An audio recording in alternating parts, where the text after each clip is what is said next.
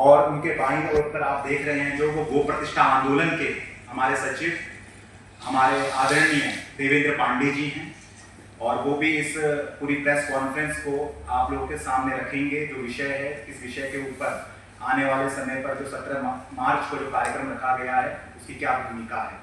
और उन्हीं के बाईं ओर पर संत गोपाल दास जी हैं। आप हरियाणा से हैं, गोरक्षा दल के माध्यम से विभिन्न समय से आप आंदोलनकारी रहे हैं, आपने बहुत बड़े बड़े अनशन करे हैं, तो गौ माता की जो पीड़ा है उसी के लिए आप यहाँ पर आए हैं। और हमारे दाहिने ओर पर आप देख सकते हैं योगी सक्षम जी हैं, सक्षम योगी जी। आप जो हमारी गो संसद है उसका पूरा प्रभार देखते हैं, उसके प्रभारी हैं आप, और पूरे भारत में जो हमारे गो सांसद हैं उनके साथ आपका पत्राचार और उनके संग आपकी कम्युनिकेशन निरंतर बनी रहती है कि कैसे देश में इस काम को करते रहना है। और हमारा नाम विकास पाटनी है और भारतीय गो क्रांति मंच के हम राष्ट्रीय महासचिव हैं, जो संस्था इसका आयोजन करता है। और 17 मार्च को देश की राजधानी दिल्ली में एक ऐतिहासिक कार्यक्रम होने जा रहा है। इसी महत्वपूर्ण विषय पर हमारे बीच में सम्मानित हमारे जो यहाँ पर वक्तागण हैं वो आए हुए हैं, तो आपको हमने ये भूमिका रखी, इसकी पूरी पृष्ठभूमि आने वाले 17 मार्च के कार्यक्रम के लिए है, जिसका नाम गो प्रतिष्ठा निर्णायक दिवस रखा गया है। ये अंतिम समय होगा, अंतिम अवसर होगा भारत के समस्त राजनीतिक दलों के लिए, भारत की केंद्र सरकार के लिए, भारत के सभी प्रदेशों की राज्य सरकार के लिए कि अब वो अपना पक्ष तय कर लें। अगर वो गौ रक्षा के पक्ष में है, गौ माता को राजमाता का सम्मान दिलाना चाहते हैं, तो उनको गौ भक्त माना जाएगा। और अगर उनकी तरफ से गौ रक्षा के प्रति कोई भी आधार नहीं रखा जाता, इसमें संवेदनहीनता बनाई रखी जाती है, तो उनको कहीं क्यों नहीं गो हत्या का ही पक्षधर माना जाएगा। इस बात का निर्णय करने के लिए 17 मार्च को पूरे दिवस सूर्योदय से लेकर शाम तक जगतगुरु शंकराचार्य पूज्य ज्योतिर्पीठ के जगतगुरु शंकराचार्य पूज्य विमुक्तेश्वरानंद जी महाराज जी पूरे दिन वहां पर बैठेंगे और ये चीज देखेंगे कि उस समय तक भी अगर भारत की सरकार और भारत के सभी राजनीतिक दल इस काम को कर देते हैं तो उनके प्रति उनके लिए अभिनंदन का महोत्सव बन सकता है। और अगर वो इस काम को नहीं करते हैं तो इस देश पर कोई कड़ा फैसला, कोई कड़ा विधान, कोई कड़ी सोच इस देश के गोभक्तों को, हिंदुओं को सोचनी पड़ेगी, क्योंकि हमारी आस्था, हमारी धर्म की मूल गौ माता की ये अवनति, ये दुर्गति इस देश पर नहीं सही जाएगी। 1 लाख से ज्यादा गौवंश काटा जा रहा हो, 50 लाख से ज्यादा गौ माताएं खत्तों पे, कटड़े घरों पे मुंह मारती हो, ऐसी दुर्गति केवल हिंदुओं की सर्वमान्या देवी भगवती राजेश्वरी गौ माता की हो रही है, जो हमारे धर्म का मूल है, तो ये स्वीकार्य नहीं है। तो अपनी वाणी को विराम देते हुए मैं आमंत्रित करूंगा हमारे जो गो प्रतिष्ठा आंदोलन के सचिव हैं आदरणीय देवेंद्र पांडे जी से। आप सभी को मैं प्रणाम करता हूँ। महत्वपूर्ण बात यह है कि एक शंकराचार्य जिसे सनातन धर्म में देव रूप माना जाता है, जिनके दर्शन मात्र से या उनके उपदेश से हम अपने जीवन को सफल करने की कल्पना करते हैं, उनकी ऐसी मजबूरी कि एक शंकराचार्य नंगे पांव तपती हुई सड़क पे निकलते हैं तो उनका उद्देश्य गाय का संरक्षण होता है, धर्म का संरक्षण होता है, सनातन की मर्यादा होती है। हम लोग ये मांग इसलिए कर रहे हैं कि शंकराचार्य जी हमारे धर्म के प्रमुख हैं, हमारे पथदर्शक हैं। उन्होंने संपूर्ण राष्ट्र को बार बार सचेत किया। देश का राष्ट्रपति और प्रधानमंत्री करते आए हैं उनका आशीर्वाद लेने के लिए। वो शंकराचार्य अपने मठ से निकलकर दिल्ली के एक मैदान में दिन भर प्रतीक्षा करेंगे, सूर्योदय से सूर्यास्त तक, उन सभी राजनीतिक पार्टियों के जिनके हाथ में कानून बनाने का अधिकार है और गौ माता के संरक्षण का अधिकार है। हमें लगता है कि इससे बड़ी बात कुछ भी नहीं हो सकती सनातन के लिए। शंकराचार्य जी का बड़ा छोटा सा परिचय मैं आपको बता दूं कि गंगा की सफाई के लिए सबसे पहला शंखनाद शंकराचार्य जी ने किया। उस आंदोलन को आपने किया। शंकराचार्य जी ने जब वाराणसी में मंदिर तोड़े गए तो सड़क पर उतरकर उन्होंने मंदिरों की रक्षा के लिए प्राण और प्रण देने के लिए सड़क पर उतर गए और उन्होंने ये चिंता नहीं की कि हमारे पास शंकराचार्य जी की मर्यादा है। उन्होंने शंकराचार्य जी की मर्यादा को छोटा करते हुए मंदिरों की मर्यादा को बड़ा प्रदर्शित करने का यत्न किया कि निष्पक्षता के साथ खड़े हुए, राष्ट्र की अखंडता का आंकलन करिए, शंकराचार्य जी की स्थितियों का आंकलन करिए। एक शंकराचार्य जी की कोई मजबूरी नहीं है लाखों शिष्य हैं, आते हैं, उनकी वंदना करते हैं, उनके बीच में आकर लोग अपनी बात रखते हैं और शंकराचार्य जी की आराधना करके चले जाते हैं। उन्हें तपती हुई सड़कों में नंगे पांव भटकने की आवश्यकता नहीं है, लेकिन यह धर्म की पीड़ा है कि वो अपने आप को रोक नहीं पाते और निकल कर एक चौराहे पर खड़े हो जाते हैं और राष्ट्र की जनता का आह्वान करते हैं। मुझे अपने शंकराचार्य जी पर गर्व है कि उन्होंने भारत की जनता को गौ माता के कलंक से, गौ माता के अपराध से मुक्त कराने के लिए एक आह्वान किया कि मीडिया के लिए और मीडिया के माध्यम से संपूर्ण राष्ट्र के लिए कि राष्ट्र को बचाने की दिशा में हम लोग कदम बढ़ाएं। अगर गौ माता बचेगी तो हमारा परिवार बचेगा, हमारे संस्कार बचेंगे, हमारा समाज बचेगा, और अगर हमारा समाज बच गया, धर्म बच गया, तो यह राष्ट्र दीर्घजीवी होगा।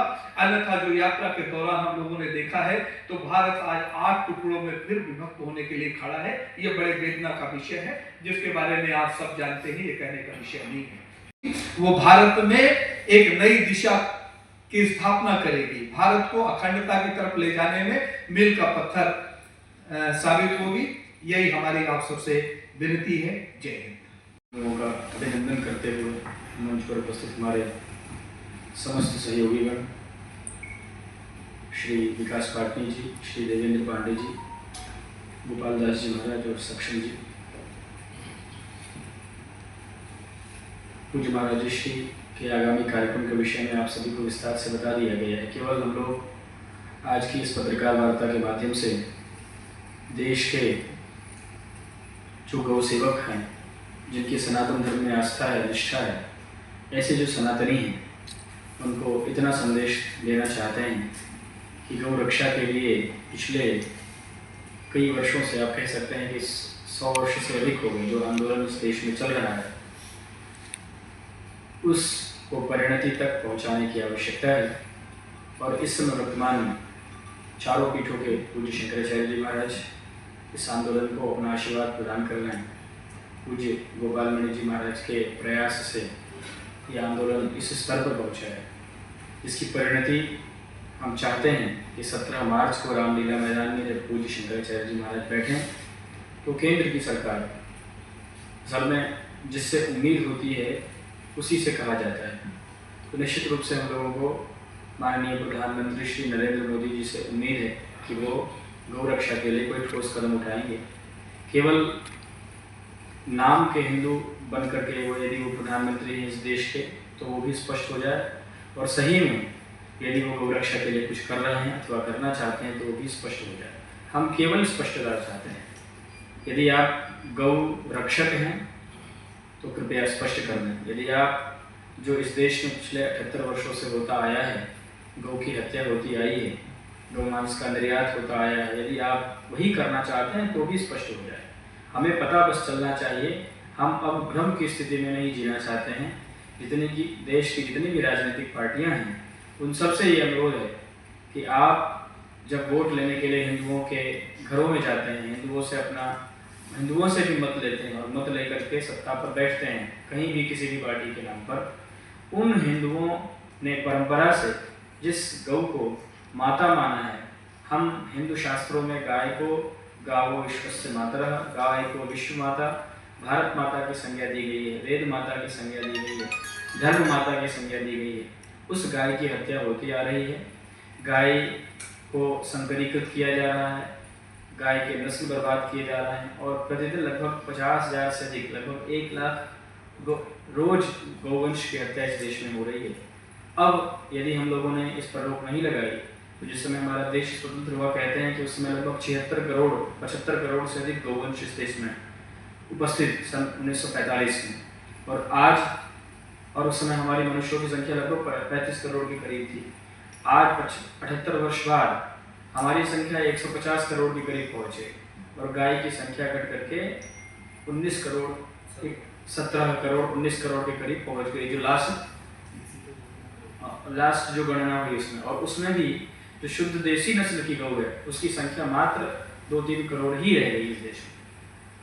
तो यदि गौ हत्या को रोका नहीं गया तो ये धरती समाप्त हो जाएगी। सेव सॉइल का आंदोलन पूरे देश में चलाया जाता है कि पृथ्वी बचना चाहिए। पृथ्वी को बचाने का एकमात्र उपाय है गौ माता का संरक्षण। गाय बची रहेगी तो हमारा किसान बचा रहेगा, किसान बचा रहेगा हमारी खेती के भरोसे। खेती तो बिना गौ माता के संभव नहीं है। हमारे गौचर की भूमियों पर लोगों ने कब्जा कर लिया है। कार्यक्रम दृढ़ता से प्रतिदिन हर क्षण काम कर रहे हैं। आज भी वो प्रतीक्षा सभा कर रहे हैं और आज की सभा उनकी सौंध पलवल में है। कल वो प्रतीक्षा सभा गुरुग्राम में करेंगे, परसों वो प्रतीक्षा सभा जींद हरियाणा में करेंगे, उसके बाद 15 तारीख को वो प्रतीक्षा सभा कुरुक्षेत्र में करेंगे और फिर 16 तारीख को प्रतीक्षा सभा वो सोनीपत, पानीपत, लोनी ऐसे करते हुए दिल्ली पहुंचेंगे और 17 तारीख को प्रातः वो 7 बजे रामलीला मैदान पहुंच करके सायंकाल 5 बजे तक वहाँ बैठेंगे। महाराज श्री ने पत्रकार वार्ता के आप पत्रकार बंधुओं के माध्यम से, पत्र के माध्यम से और सोशल मीडिया के माध्यम से और सरकार के जो सूत्र हैं, जैसे जो एजेंसियां हैं, उन सब के माध्यम से अपने समस्त विचार समय समय पर प्रकट करते हुए सरकार से ये अनुरोध किया है कि गौ माता को राष्ट्र माता बनाने के लिए कठोर कानून लाए, गौ माता को राष्ट्र माता बनाए, गाय को पशु की सूची से हटा करके माता की सूची में स्थापित करे और इस देश के ऊपर से गौ हत्या का कलंक पूरी तरह से समाप्त करे। इतनी ही बात है। हम आप सब पत्रकार बंधुओं को, पूज्य महाराज श्री बार बार इस बात को कहते हैं कि जो पत्रकार हैं, जैसे हमको देवताओं को कोई भाग देना हो तो हम देवताओं को भाग देने का हमारे यहाँ तरीका ये है कि हम यज्ञ करके यज्ञशाला जो यज्ञ कुंड है उसमें आहुति देते हैं, उसमें घृत है, तिल है, सब शाकल्य बना के देते हैं। तो उस आहुति का परिणाम क्या होता है कि वो धूम के रूप में देवताओं तक पहुँच जाता है। तो ये पत्रकार निश्चित रूप से उसी तरह की प्रकृति के हैं। हम चर्चा भले ही आप 4, 10, 15 लोगों से कर रहे हो यहाँ पर प्रेस क्लब में बैठ करके, लेकिन आपके माध्यम से हमारा ये संदेश, पूज्य शंकराचार्य जी महाराज की इस यात्रा का संदेश, हम अनुमान कर रहे हैं कि आप इस पूरे देश के सहित विदेशों में भी जो इस भावना से भावित लोग हैं उन तक पहुँचाएंगे और उस पहुँचाने में हमारा सहयोग करेंगे। आपसे यही हम उम्मीद करते हैं, आपसे यही हम आशा करते हैं। आप सबका कल्याण हो, गौ माता सबकी रक्षा करे। गौ माता राष्ट्र माता। हर हर महादेव।